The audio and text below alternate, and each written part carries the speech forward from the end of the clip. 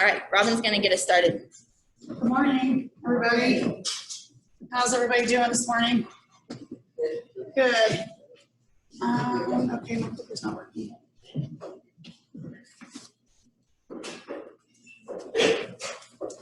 Thank you. So I'm going to start off this morning by kind of just giving you a little bit of information about our story and how this all kind of started. So at the very beginning, there was a child care task force that was formed. We knew that there was a huge crisis in Wichita County. We don't have appropriate child care, and so this task force was formed in order to look at different options. So in 2018, we completed some community surveys and some focus groups.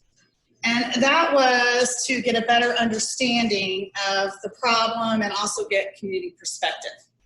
So through that, we moved on, and in May of 2019, we had a strategic analyst, Shannon Dick, out of Garden City, complete a 2019 needs assessment for Wichita County. So basically, he took a lot of different data from census and other percentages to compile what he thought was an appropriate number of slots that we need. So out of that needs assessment, we came up with an estimated 84 child care slots short in our county. We only have currently one licensed in-home child care center here. Now, I do want to say that we did put out an article in the newspaper it was misinformation. We were not aware, we were told that that particular licensed in-home child care center was not going to renew. So that was why we had it at 0, but that was incorrect. There is one that is licensed. So according to the 2019 State of Kansas Child Care Aware Report, Wichita County falls in the bottom 3 counties in Kansas and meets only 13% of the potential demand that we have here for child care.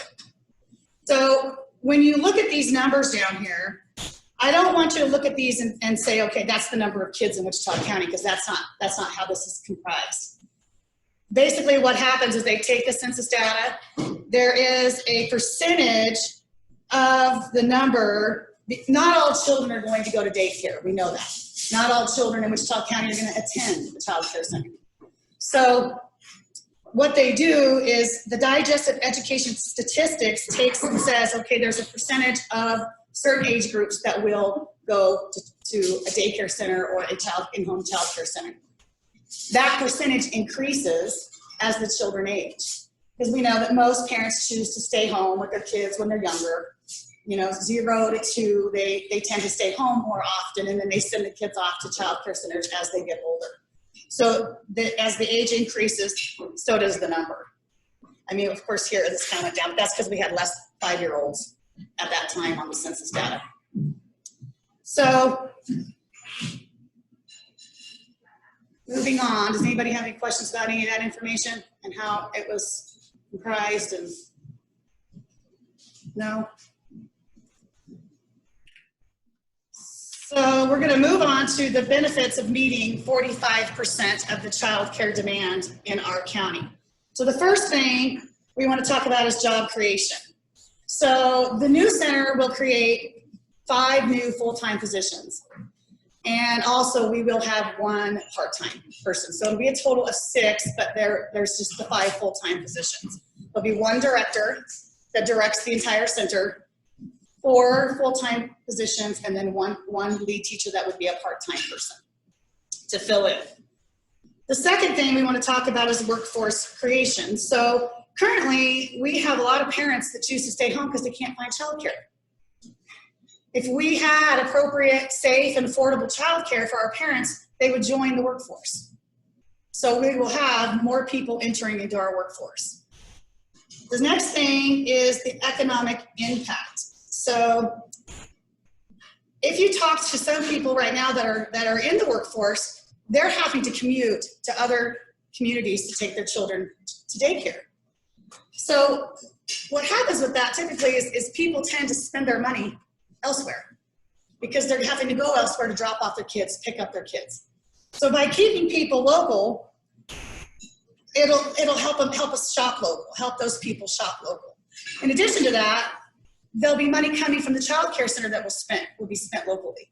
We'll be shopping here, we'll be purchasing items here for the child care center, so that money will also go back into our county. And so the last thing that we want to talk about is workforce enhancement. So currently, you have teachers in your county that are having to take their children to work because they don't have a child care facility to take them to. You have people that are juggling and taking their kids to 3 or 4 different places throughout the week in order to just make it to work. So that's stressful. It's stressful not only on our employers, but it's also stressful on the parents. What are we going to do with our child today? My daycare's closed today. It's Friday. Where do I take it? Can grandma watch? Well, I personally have a sister-in-law that's had to watch her grandkids at work because the parents can't. So that's not an answer for our county. That doesn't work for our county. So we also can't attract people. We can't bring people into our school or our hospital. One of the very first questions they ask is, where am I going to take my children? We can't answer that question. We don't have a place for them to go. So it'll boost recruitment. It's going to reduce your turnover. It's going to lower your absenteeism, and it's going to increase your productivity. People are going to feel better when they go to work because they're not going to be worried about their children and where they're at, whether they're taken care of. Is there any questions on that? Any questions from you guys? Live? No? You have administrator that said that they would come in and work this yet. We do not. That is, so we have, so the question was, do we have a director picked out currently? No.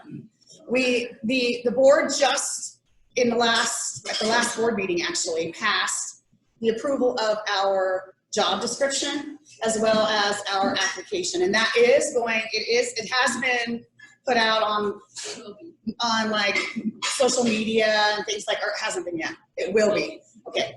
So we're going to start with the free stuff, putting it out like Facebook, things like that, because we don't want to spend a lot of our funds that we have on advertising for that currently, because we haven't started our funding yet. So, but it is important for that director to be part of this. That director does need to come in and help us design the rooms appropriately and make sure that we get the appropriate equipment and things like that placed in the rooms. So that is on our radar. So is there anything else?